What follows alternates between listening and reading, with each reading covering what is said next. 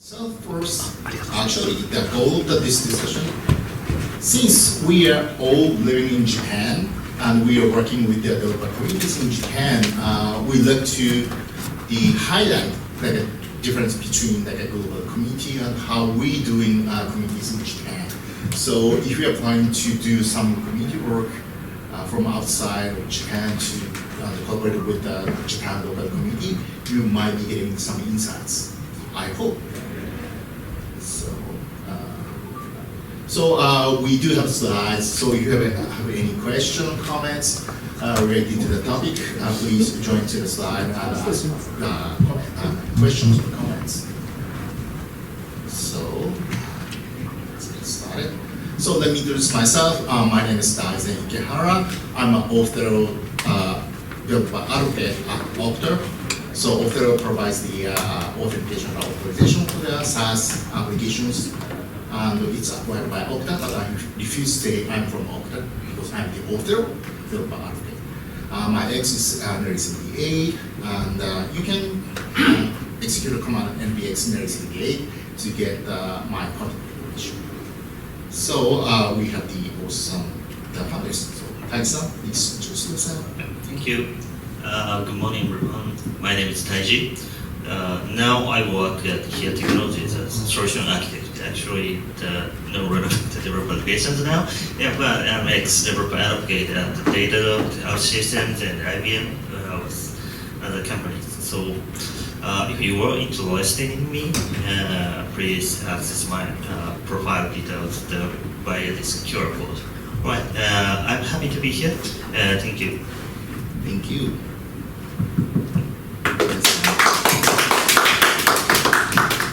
My name is Noriaki. Yes, my American coworkers often call me just Nori, just for short. It's easier for American people to pronounce.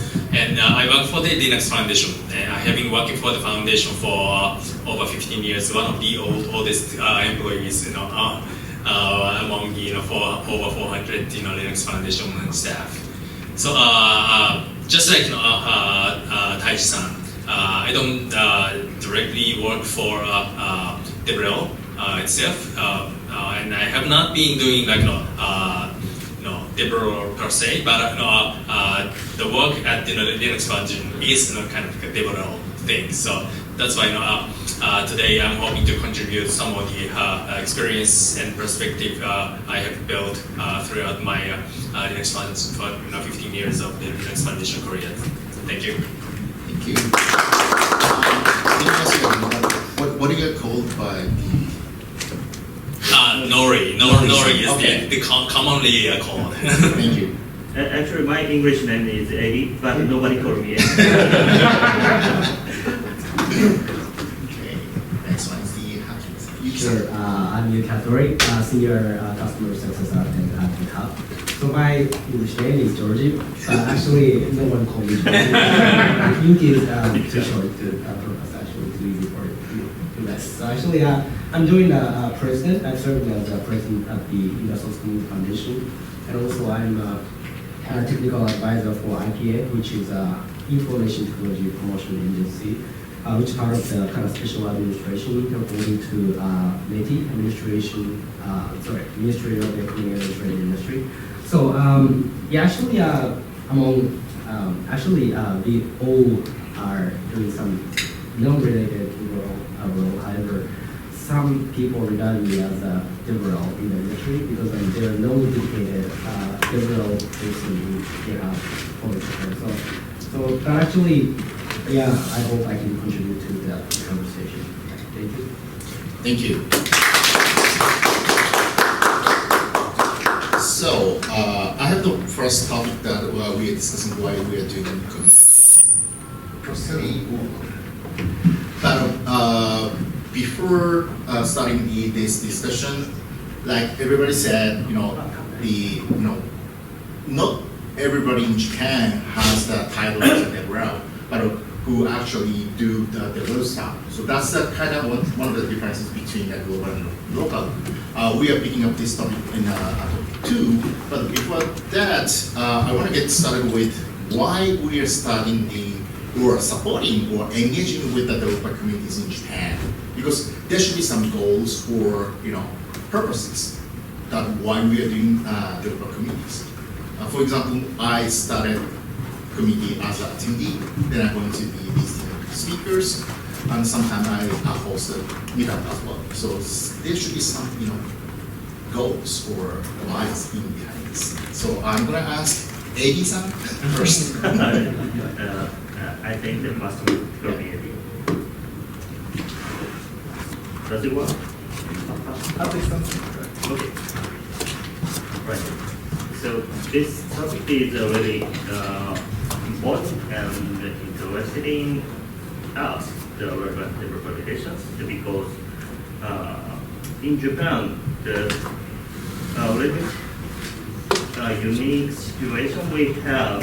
So maybe or the way we have, I think, two types of the developer community, not developer, just a user community. Actually, yesterday I mentioned the single topic of my session. We have the one is the pure developer community. Another one that is the more sales-focused user community, like user. In Japanese, user kind. It's a user group in English. So I think the other countries, the user group is the more like a developer friendly community or something. But in Japan, the user group is the more enterprise and focusing on existing customer. And it's that organized that there is such as a director or the company depends on each company to act the something in the community. That's why we need to realize that what is the right way to reach that purpose of the developer relations in each company. Thank you. Nori-san, please. Yes. So I work for the Linux Foundation, and the foundation is the goal of the foundation is basically helping the open source community, open source projects to grow, right? So in order to make that happen, the most important essence of that to make it happen is basically to bring more and more developers into the communities. So in a sense that one thing I realized yesterday by participating in DevRel event for the first time, I realized that the DevRel, the term DevRel, we commonly say in open source is actually a little different from the DevRel people talk about in this conference. So while the people, many of the people, speakers and participants talk about the DevRel yesterday, I realized that the DevRel is the effort to bring, but DevRel it will be conducted by the company, company DevRel person, in order to bring more basically customer engineers into their product communities. So that's the I think the large part of the DevRel described by the I guess in this conference.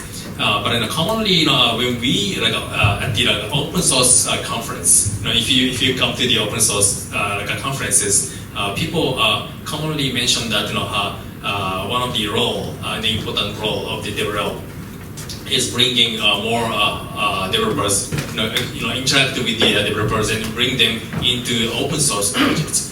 So that's the difference I realized yesterday, and the I forgot what I wanted to where I wanted to land, but that was the difference I realized. And then so going back to the original question, so why we started and supporting engaging developer community is obviously because the nature of the work by the Linux Foundation is bringing developers to the open source communities. So that's why we wanted to reach out to the developers, and we wanted to feel that developers are welcome to join our community, and also we would like to increase the experience of the engineers by working with our open source projects. So that's the reason why we have been working with the developer community. And let me add one more thing. I think Nakatsugawa-san yesterday mentioned that during his speech, that people are here in Japan, people are not get hired as a DevRel in Japan unless they are able to use Salesforce, right? It's actually the same at the Linux Foundation. It doesn't have to be the Salesforce, but CRM too, because the developer and the community management, the community, I would say like open source DevRel, seems like it's like a macro management thing, right? It's a community, right? Many we bring many developers, and it's not something like doing the micromanagement, but actually it is not. When we try to manage the community, it is actually really it's actually like a micromanagement thing. We use the CRM tool, and we identify who are the leaders of the community, who does the critical contribution to the community, and and also which companies are actually backing those developers. So that's the really critical source of the information in order for us to make I guess a better judgment to grow the community. So I think the reason why we wanted to do the developer community, we wanted to work with the developer communities is basically we wanted to bring more developers to our projects, and we would like them to stay longer. But in order to do that, micromanaging the participants and also all the potential participants are really important. So sorry for a long comment, but that was my comment. Thank you. Yeah, it's interesting, that yesterday's keynote was marketing DevRel. I thought that it's depending on the type of the developer community that we are working on, because if the user initiative community, they may not be looking for the sales itself. They just want to share the knowledge. So it's like you said, Eddie-san said, open community, right? Yeah. Then I thought it's the same thing on the Linux Foundation, but by hearing your things about the Linux Foundation, you were using the CRM, looks like that we are doing the same thing, but like the final goal would be just different, like a sales or the growing the community or projects that you are having. So it's very interesting, to hear that. Yeah, I think the goal is a little different, but I guess the methodology we are doing is actually quite similar. That's the finding I had yesterday. Cool. How about you? Yeah. Sure. Let me talk a little bit on the core reason of why I'm doing so, and also how I started my community, and also I want to share my realization. So the core reason I engage in the community is just it's fun. It's actually community is very camping. However, let me talk a little bit on why I started my community, which is Innocence Commons Foundation. No, actually, Innocence Commons community. So 3.5 years ago, I was just a participant on Innocence Commons Foundation community, and actually I started the downstream Japan community. And currently, I'm serving as the president of the Global Foundation. However, I was just a participants. But why I started the community was I had a mission to explore the innocent world, and also I thought I needed to tell the goodness of innocence.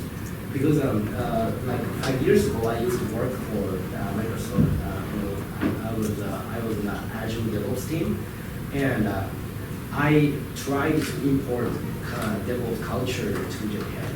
However, when I went back to Japan and facing customer, and then they are manufacturing customer, and they are adopting waterfall way, and very far from DevOps world. So actually, then I thought probably DevOps could be the solution, but there might be another way. And then I realized that their kind of open source methodology are highly adopted in the company because they are hosting Linux distribution, especially for anything, for cars, fridge, and also the nuclear related things.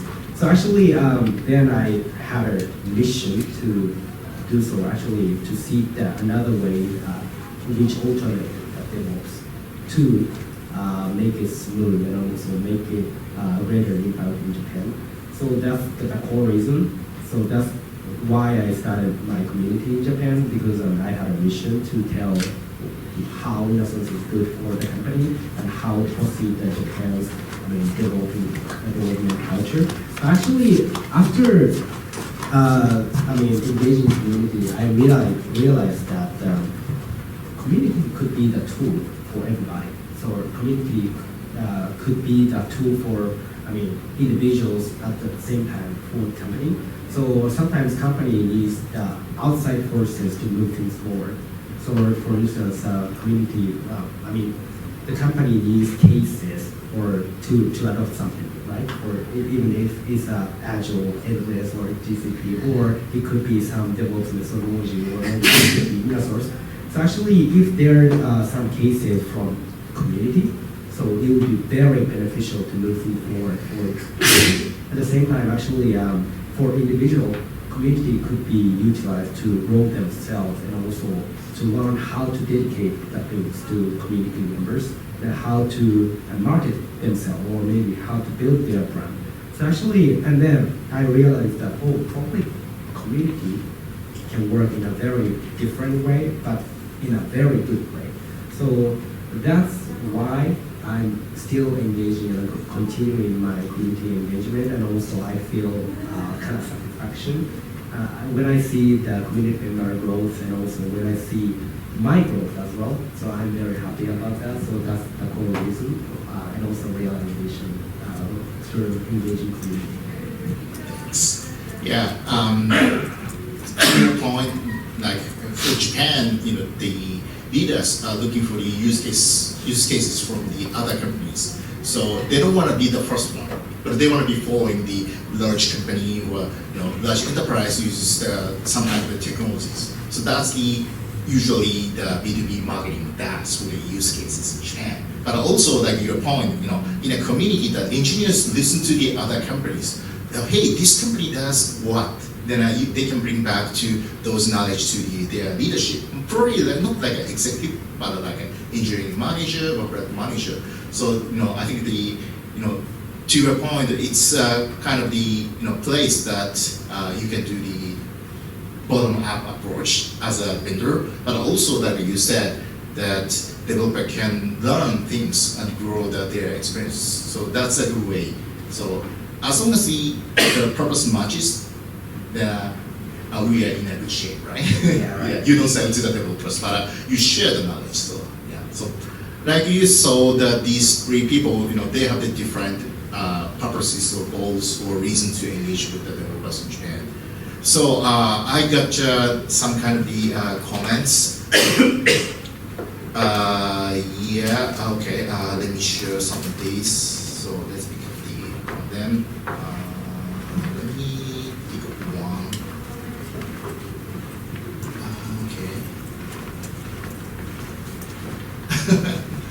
This is a good one. So let's go with that. So I highlighted the one of the comments or questions. So someone asked conversely, what kind of the person would you desire in your community? Past experience are also acceptable. Who wants to go first? There is one type of the person.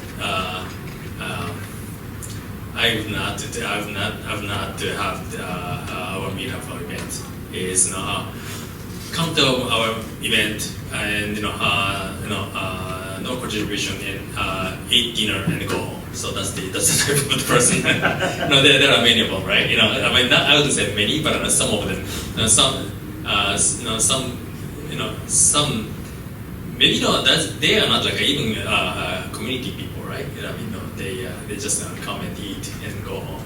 So there are unfortunately there are few people who does that. So Okay. so that's the other than that, no, welcome. Interesting. I'm not sure if the outside of Japan has like terms like pizza eating guy or something like that. But in Japan, we usually call sushi oji-san, who comes to the meetup eating all sushis then Without rice, right? Yeah, without rice. So you are saying that the person who don't, people who don't contribute to like a conversation or meetup or like a sharing knowledge, just come for the food. Right. Typically, those people are not even interested in that topic, right? Yeah, So that's to me, that's the only type of people not desirable. Anything? From the different point of view, in my experience, I usually so for vendor side, this case is the vendor product developer community. We often have the little bit issues, something by salespeople. It means salespeople often they get misunderstanding what the developer community is. They want to become that community, like that sales opportunities kind of places.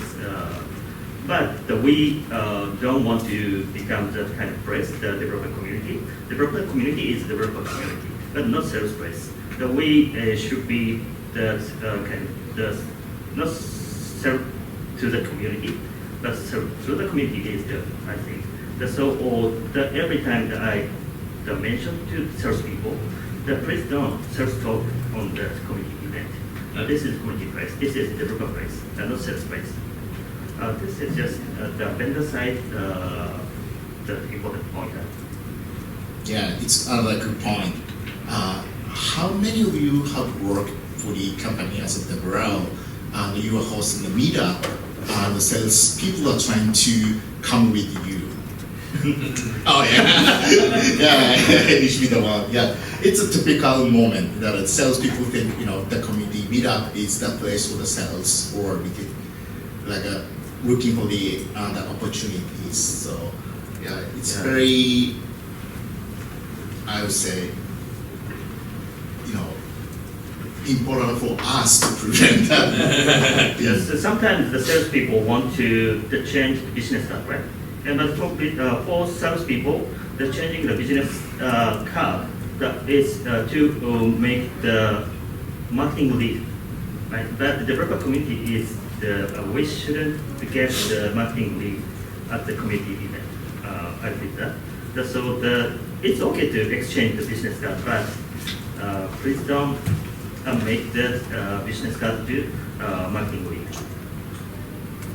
Thank you. Lisa, do you have any thoughts on that?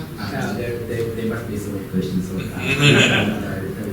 Oh yeah, sure. Actually, we only have like 20 minutes left. But the thing is that I want to pick up one more question, then I'm going to go on to the next one, because that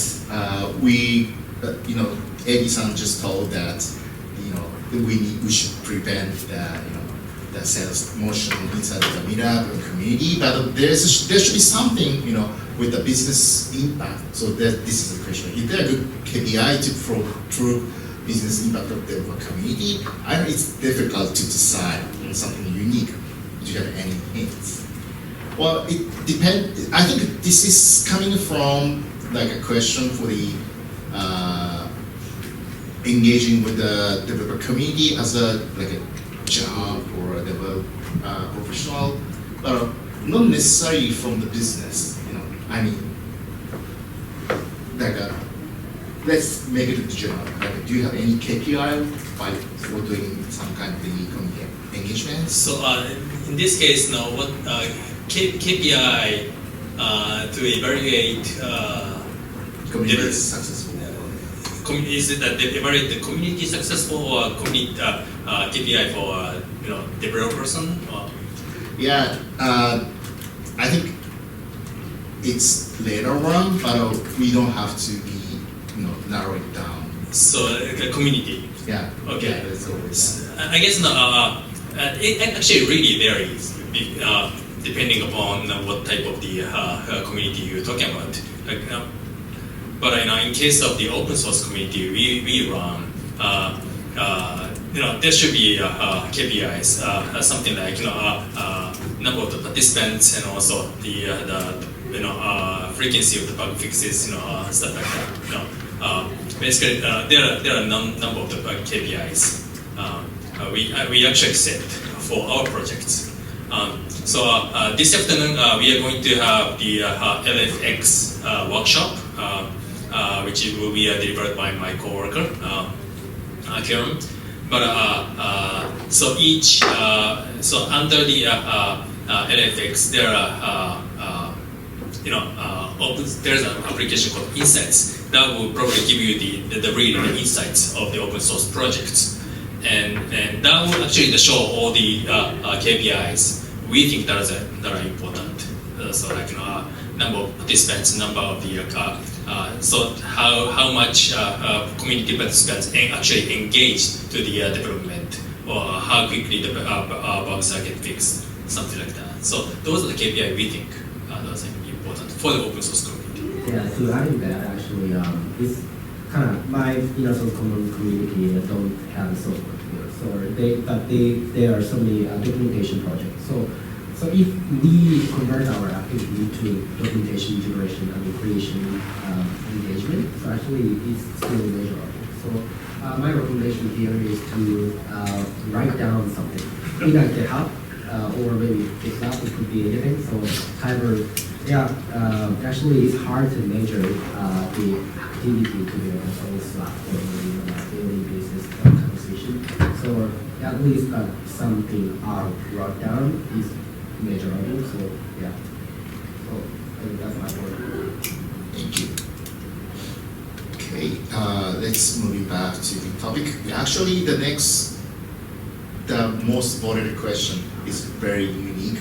I'm gonna pick up this one, but this is actually included the next topic. So let me go back to the slide. So let's move on to the next one. So the people coming to later in this room, if you scan the QR code on the top right side, you can ask the questions. You can ask questions in Japanese too, because I'm Japanese, so I can read Japanese. But any questions or comments are welcome. So next one, let's go to the next one. So like I said, we are living in Japan. We happen to be engaging with the communities in Japan. And most of us are working for the foreign organization, like the US based or Europe based or like the global foundation kind of things. So we kind of see the difference between the global community, well, let's say the Japanese community and the outside the Japanese community. I don't like to say global because global is different. Each country is different, so it depends where you see. So the next question is are we approaching the Japanese global communities differently, or you observe difference compared to the outside of Japan? So I want to go ask Yuki-san first. This topic. Sure, I'm still quite myself, to be honest. But actually, as a president of the National Community Foundation and also the leader of the National community in Japan, I see some differences. However, as you said, actually every community, each region, each country's community are very different. So I mean, I don't see any very special thing in Japan. However, yeah, regarding that point, actually, if we, I mean, left some community behind, or maybe if we are not, if we are not taking some effort to merge that community to one. For instance, there is one global community and also Japanese community, and then if we communicate knowing in Japanese and also in English, actually, this will the community will be separated in the future. So actually, how to make a contribution back to the foundation or maybe upstream community is a very important thing. So which is very open source related topic. But actually, once you fork something, probably you better contribute back to the upstream. So in that way, at least it could be anything. So for instance, if you post something on Slack as a report, or if you could, I mean, translate Japanese materials into English. So those kind of activity is very important for us, and also, yeah, which I'm caring to run the community. But yeah, I don't see any differences, to be honest. That is the answer, really. Yeah, thank you for that. Yeah, that's a good point. So we are doing a lot of community activities in Japan. Actually, some of them are very unique to the outside of Japan.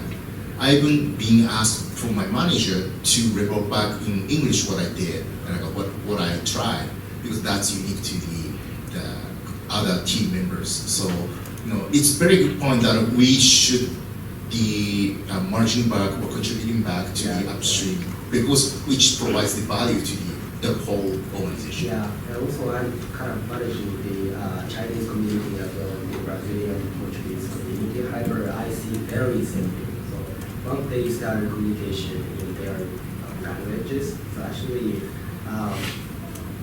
community will end up seeing it differently.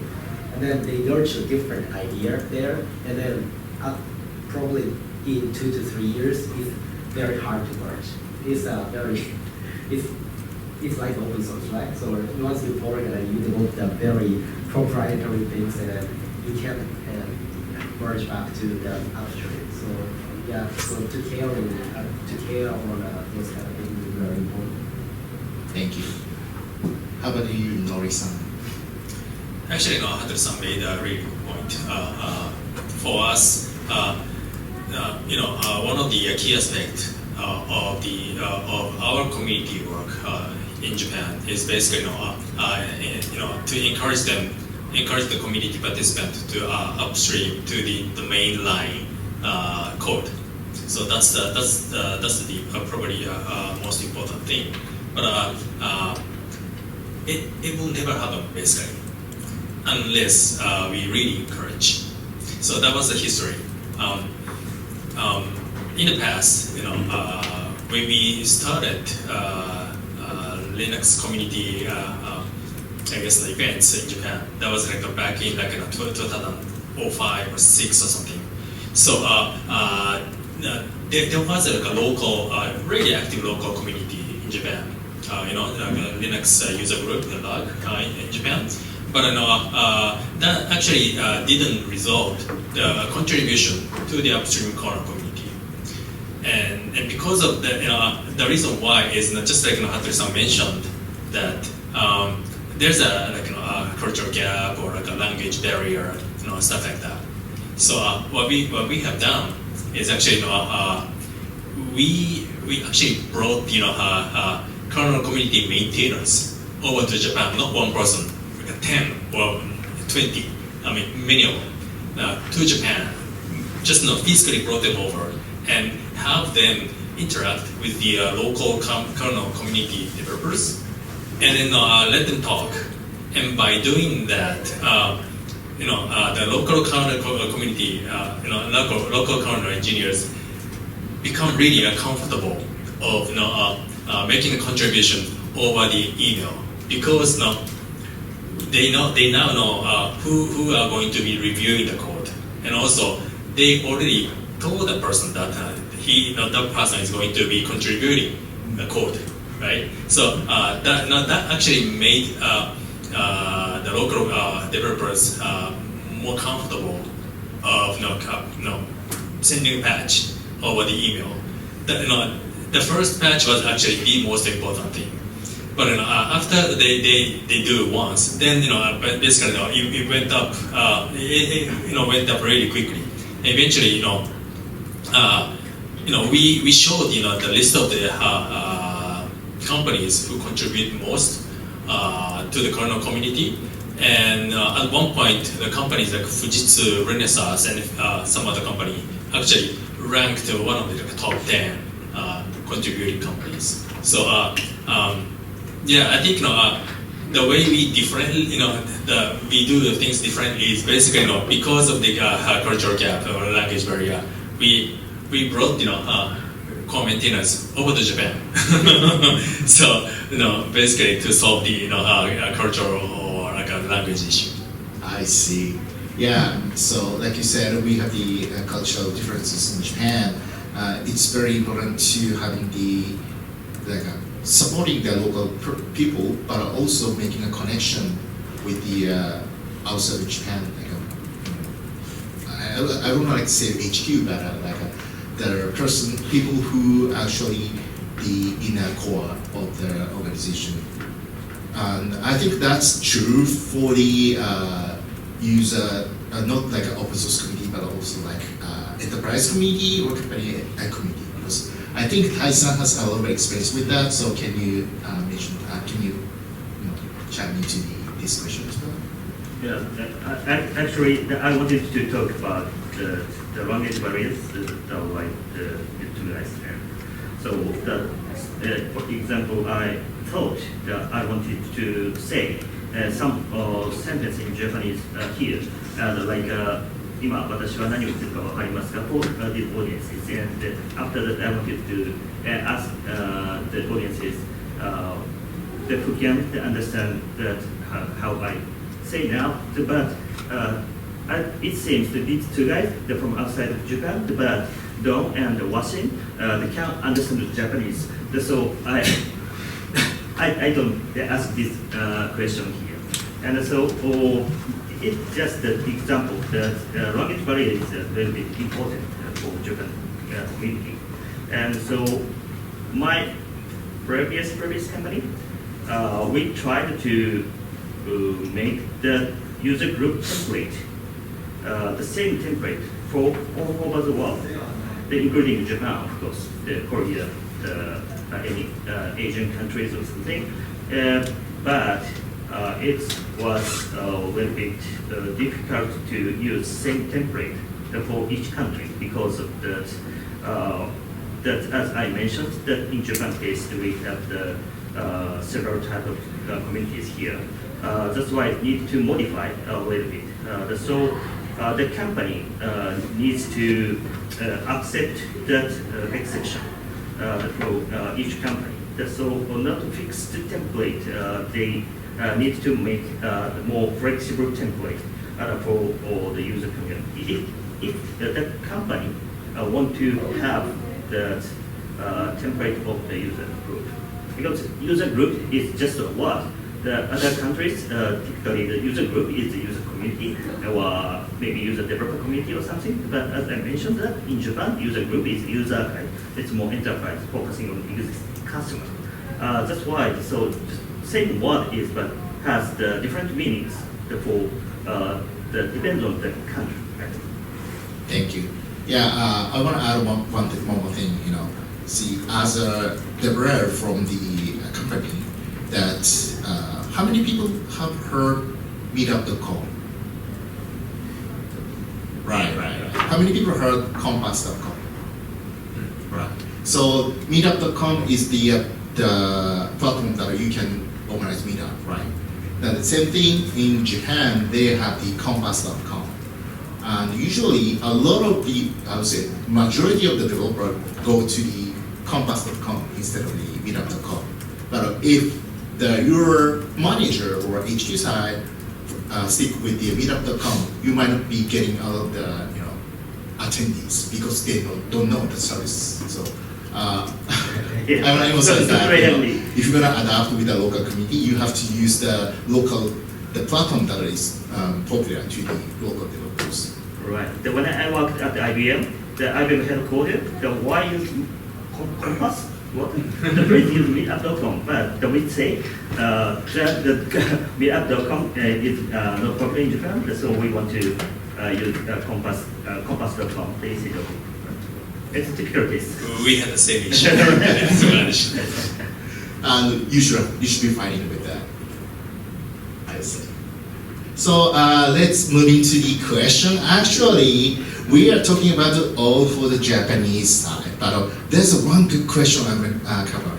Probably this is the last question that I can pick up. So, things have changed.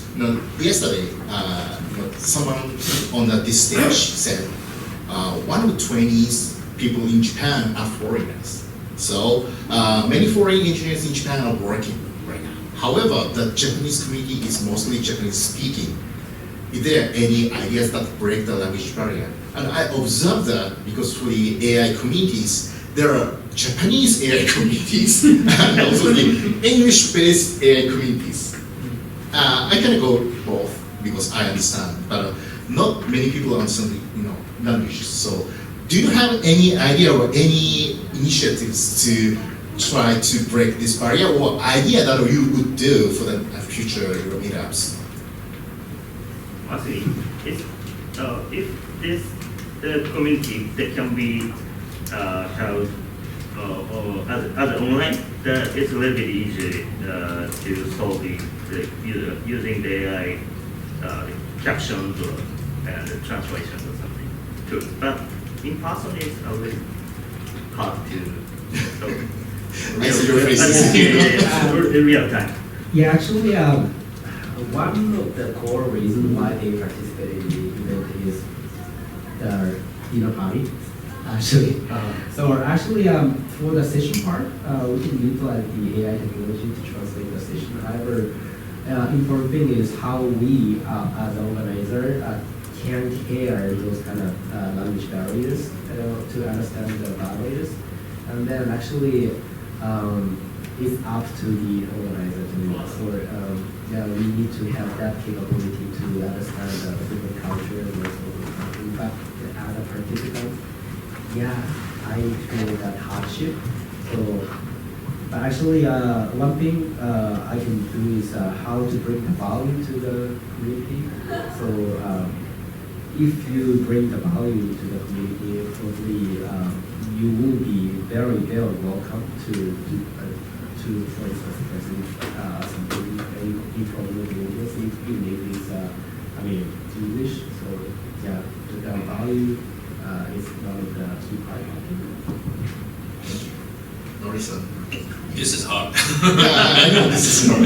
This is really hard. So I do not have a very good idea, but I know maybe one thing we can probably do is when we have the meetups, we typically have like 3 or 4 sessions, right? Maybe mix Japanese session and English session, which we sometimes do. Bringing like English speakers to our session, so let the person speak in English. And afterwards, we typically have the reception, right? So participants can interact with that English speaker. So that way, the person can potentially learn English. Yeah. So that's the now if we bring the English speakers, there will be some English speaking participants to that meetups. So after the reception and during the reception, maybe those English speakers and Japanese speaking attendees can interact, and Japanese speaking then they can learn some English. So that's the hope. But again, it's hard. Yeah, that's a good question, and I don't have the good answer either. But I like your idea to bring the one of the English speaker to one of the sessions, because developer can read a code. So ultimately they can talk through the code. I saw that the two people who don't understand, who doesn't understand Japanese, who doesn't understand English, but they can talk about it code. Actually, they can point it out. So probably using the same language, like a common language that they can understand, might be helpful. Yeah, I had some experience that I host community conference calls, and initially the person who said, "Oh no, I cannot speak English or I cannot understand English," by participating to the community conference call in 1 year, he actually reached the conference call in English. So it's actually once people started to communicate in English, actually they pick up the language quite quickly. So I guess the important thing is let them make the first step. That's the biggest hurdle, I guess. Yeah. So if you organize the next meetup or future committee, this could be one of the considerations that you were thinking of. Sorry, there's no answer. We know that's the important thing. Okay, actually we are reaching to the end of the session, so I wanted to cover this one, but let's make it closing for like 30 seconds talk. Because the AI era is coming up, you can ask any questions to the AI, which might be correct or might be incorrect, but you don't have to ask questions in forums anymore. So, do you see any impacts to the community with the AI, or do you foresee changes coming up? Let's go with the things. Yeah. Please keep it short. Yeah. As you mentioned, that like a forum will be no longer available instead of, because of it's available to ask something with the AI chat GPT or something instead of the forum and the Q&A or something. That's why this is the one of the strong impact. I guess we are going to be using the AI tools. So tools are not going to be different, but we basically interacting with people in person, right? So that nature will stay same, I guess. Thank you. Yeah, actually, this will AI will give a very quick impact. Actually, for downstream community, AI translation translation for the material is very great contribution before.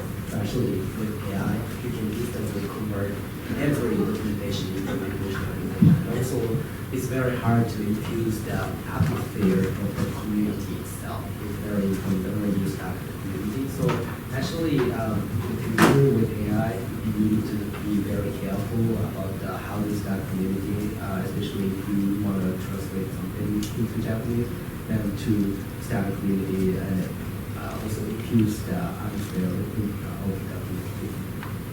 Thank you. Yeah, I want to add my thing too, actually. So many of you have observed that web traffic is slowing down, declining because of the AI, because they can ask questions to the AI. They don't want to read blogs or API, having the forums, but AI can answer questions that the AI don't know. That's my cue, actually, because I've been to a lot of the AI communities, AI meetups in Japan, and most of the information is pretty new, so AI doesn't know. So I see more rise of the AI communities more often. So some of the content that you mentioned, like the translations or question, could be supported by AI, but the conversation, authentic conversation for the community wouldn't be changed that I've seen. So I think that developer communities can live with the AI if we use it. That's my 2 cents. So I think this is the end of the session. In closing, I wanted to ask that question. So thank you for joining this discussion. We'd like to hear your thoughts. You can still continue to provide the comments or questions. We're happy to answer in person. And I think we are all staying rest of the day, right? So please come to us, ask any question. So thank you for joining. That's all. Thank you. Thank you.